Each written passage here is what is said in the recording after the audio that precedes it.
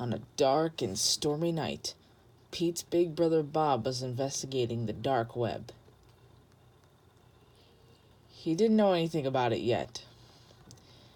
He hasn't seen any of the live streams, the red rooms, or the snuff films.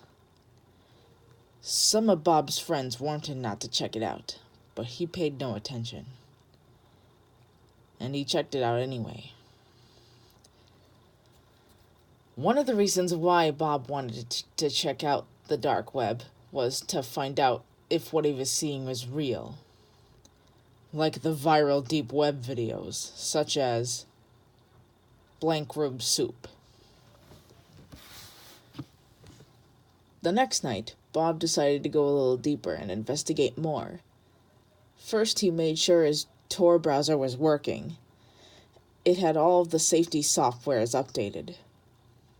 He finally entered the dark web and started strolling around the site. There were a lot of weird and creepy things for sale, like animal feces, human organs, Robin Williams' breath in a jar. Bob started to ponder the people who buy these kinds of things. Bob searched more and started to see the sick stuff, like human octopus. It was pretty much half a woman's body with 8 arms attached to it. Each arm was miraculously moving. It looked like some kind of magic trick to Bob, honestly.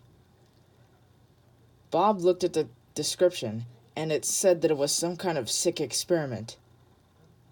The experiment was conducted on 5 victims. Victim number 1 was a woman born with no arms or legs. Victim number 2, a teenage girl. Victim number 3, the teenage girl's mom. Victim number 4, the teenage girl's grandmother. And victim number 5, a mailman. Some random psycho removed the victim's arms and attached them to the woman with no arms or legs. I guess you can say that he surgically inserted a robot inside to make the arms move like an octopus. And to Bob, it was absolutely disgusting. But he was curious to see more. Bob saw another link called Chat with Katie. It had a picture of a long-haired female human lady with a link to a live stream. Bob has never been on live streams like this, where you chat with random people in a chat room, so he decided to click it. Bob was now on a live stream. He saw the same long-haired blonde girl from the picture. She was standing a few feet away from the computer. It looked like she was posing for the camera or something. Then she started walking closer and sat down in the chair. She had a wide smile on her face, and Bob saw people on the chat saying a bunch of weird stuff like, "Can't wait for you to marry me," and "Things I would love to do to you." Bob never saw comments like that on the internet before, but he ignored it. Then he saw the girl typing something. She wrote in the chat box, "Does anyone think I'm sexy?" Bob saw people in the chat room leaving extremely bizarre comments like, "If you were a slice of pizza, I eat you first." Bob giggles when he saw that one. But then the comments got a little more bizarre.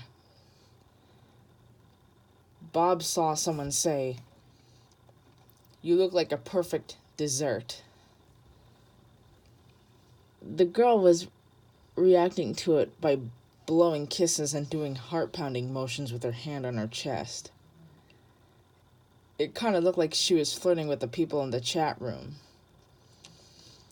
Bob was now convinced that she was one of those sexy TV show cam models, and the people in the chat were just a bunch of sick creeps. The girl then typed something in the chat room. That left Bob confused and sweating in fear. She typed, "Please save me." Her wad smile then turned into sobbing. Bob could see her mouthing the words, "Oh God, please save me." It was creepy. Very creepy. She was mouthing the words, "Oh God, please save me," under her breath. And Bob was confused on why she was begging for someone to save her. It was a matter of seconds when she stopped sobbing and began to smile again. Bob assumed that she was either crazy or faking those tears. Then the screen started glitching, turning on and off. It eventually stopped glitching and Bob saw a tall, grown man standing behind her. There was a man standing behind her, and it looked like the man had put a noose around her neck. The weird thing is, the woman remained, smiling. It was almost like a scene from one of those horror short films. The people on the chat were saying stuff like, "Any second now," and "Hurry the hell up, I don't have all day, you know." She then started typing in the chat room, and not even looking at the keyboard. She wrote, "The rules of this auction is that we only accept bids of millions, only in coins. May the bidding begin." Bob was confused, and then figured out what was going on. The live chat box then turned into a green screen, and Bob saw the number 1 million. That then changed from 1 million to 2 million, then from 2 million to 3 million. The numbers were changing at a very rapid pace. It was now 10 million, 20 million, 30 million. The numbers eventually stopped at 30 million. And it was all sold to someone named Victor the Killer.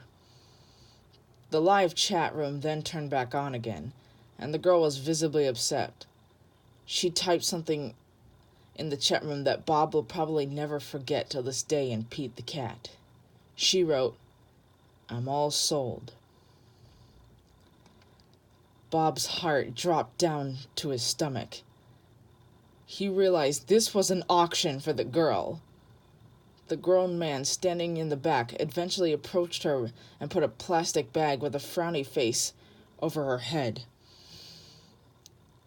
He whacked the plastic bag with a sledgehammer, knocking the girl unconscious. He then sat in the chair and started laughing like crazy at the camera, and then put on a mask with the word "hell" written on it.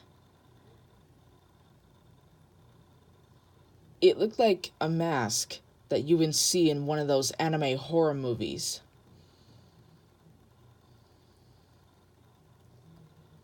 He then started waving a machete around his face. He eventually takes off the mask and lifts up his shirt and does something to his belly that Bob will probably never forget. He carved the word "hell" on his belly. His belly was dripping with blood. Bob was disgusted by what he was seeing, and he screamed, "You are absolutely messed up, dude!" Then he started typing in the chat and said, "No, you're the one who's messed up, not I." Bob began to freak out. It was like he could hear him. He then typed in the chat box, "The next auction will be for a male cat." He started typing physical features of the male cat that sounded awfully familiar. It sounded like he was describing someone who looked like Bob. Bob thought to himself, "It can't be me. No, it better not be me." What the man wrote next confirmed it. He wrote, "Pete's big brother Bob," in the chat box. Bob immediately unplugged the computer and then went to his friend's house to stay for the night. The next day, Bob went back to his house, and he saw blood smeared on the front door. The blood spelled the word hell. His parents called the cops and reported the incident. And 5 months later, Bob hadn't looked back since. Bob will never, and I mean never, ever, ever, ever visit the dark web again.